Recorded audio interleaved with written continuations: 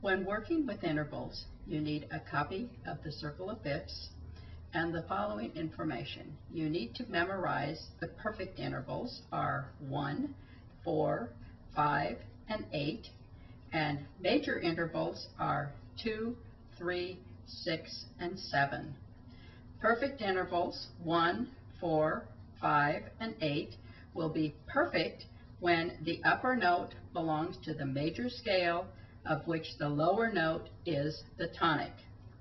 Major intervals will be major when the upper note belongs to the major scale of which the lower note is the tonic.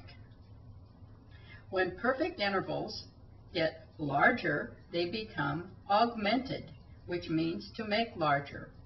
When major intervals get larger, they also become augmented.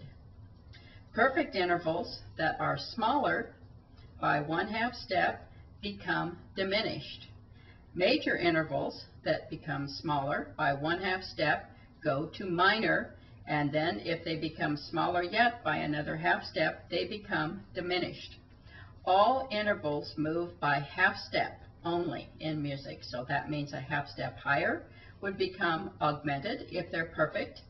It would become augmented if they're major intervals, and a 1/2 step lower for perfect goes to diminished, and a 1/2 step lower for major intervals goes to minor. Now, keeping in mind that perfect intervals are 1, 4, 5, and 8, and major intervals are 2, 3, 6, and 7. Let's have a few examples. We will begin all of these on C. As we look at our circle of fifths, we find that the key of C has no sharps or flats, so this is why we're going to use this key, meaning that the upper note will be major or perfect depending upon the number. So first, from C to D. C, D. The number is a 2. D belongs to the C major scale, therefore this is a major 2. From C to E. C, D, E.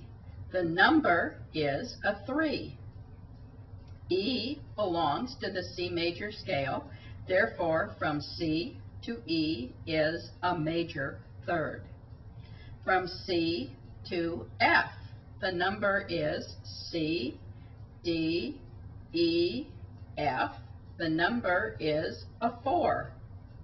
F belongs to the C major scale, and since the number is a 4, we will have a perfect 4th from C to F.